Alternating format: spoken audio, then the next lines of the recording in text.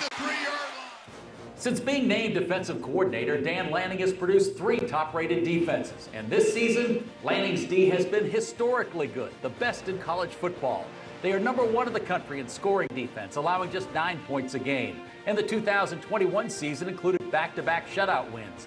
And 9 opponents were held to 7 points or less. The Dog D also second in the country in pass efficiency defense, and they are third in rushing defense at 81 yards a game.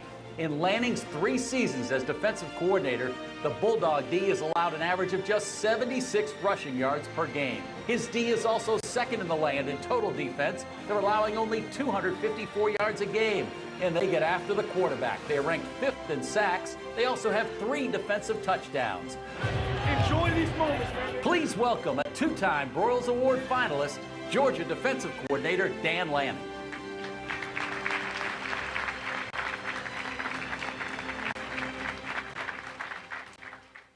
Wow. Absolute honor. Extremely grateful to be here. Thankful to David, Betsy, Molly, Jeff, Mark.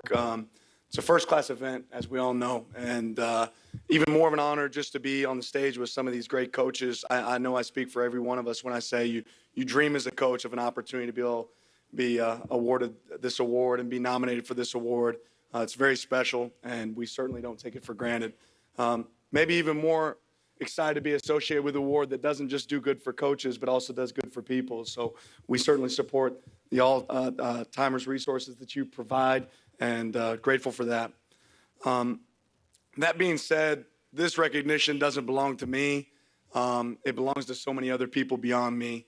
I know as an assistant coach, your goal always is to make sure you don't disappoint the head coach, right? And for me, that's a battle every single day, because my head coach, Sophia Lanning, she's a trooper, right? She has high expectations. So who knew when we met at Outback Steakhouse, how long ago, 15? 16 years ago, baby. Who knew when we met at Outback Steakhouse 16 years ago, we'd be hanging out here in Little Rock, Arkansas. So, no, she makes it work for us. She's the head coach at our house. There's no doubt about it. She wears the pants, and I like coming home to be the assistant when that's the case. So even more rewarding than being a coach, maybe the most rewarding thing for me is being a father. And our 3 sons, Caden, Niles, and Titan, are an absolute blessing for us every day. And I enjoy bringing them around our players. I enjoy being their dad. And I remember Sophia and I talked early on, hey, we want to make sure these boys come and ask us to play football. I promise they're going to come ask. I remember asking my parents to play ball. And we just said, we're just going to wait until they ask. And then my son's 8, 9, 10, 11. I'm like, they're going to ask. Come on, they're going to ask. So my 8-year-old son asked last week, Dad, I'm ready to play tackle football. And there is no one more excited in the world than me. I can promise you that. So really who this opportunity belongs to is our players. I had a parent send me this message the other day before the game, and I thought it was really indicative of our players. Family. A group of people coming together to experience the best that life has to offer. That's what our players have provided for me and our coaching staff. Our players go to no end. They work their absolute tail off every single day for us. And I know that we would not have the success we've had at Georgia if it wasn't for our players and the way they work. Our assistant coaches, Glenn Schumann, Trey Scott, Jamal Adai, Will Muschamp, and their wives, the work they put, the leadership they carry on for the players in our program and what they do for our players is endless. And I know they're a big, big piece of the success we've had as well. And then, lastly, I'm forever indebted.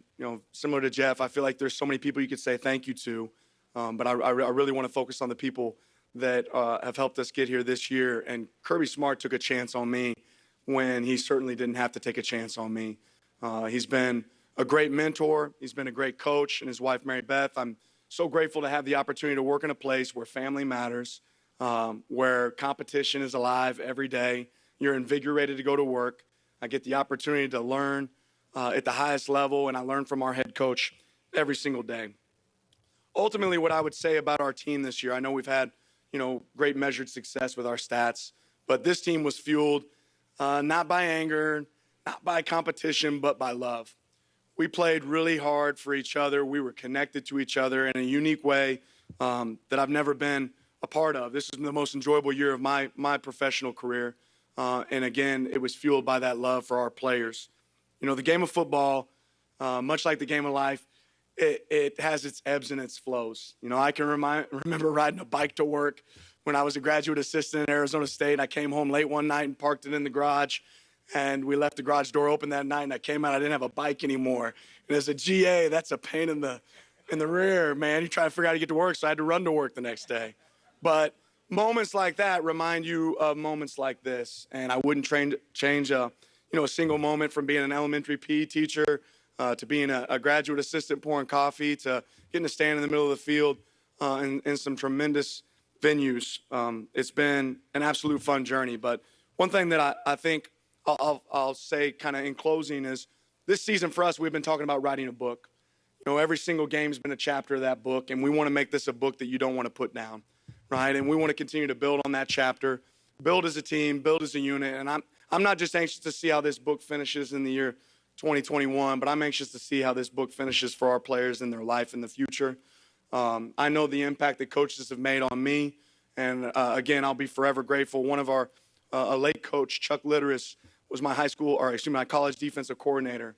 And he had a unique way of motivating players. And I think he could see before games. I still get nervous. I'm the guy that has to go to the restroom like 4 times before a game. Still, I used to get excited running down a kickoff. And Coach Litteris came up to me one time and said, you know, "Are you nervous?" "Yes, sir." "Well, the Lion's nervous right before it goes in for the kill."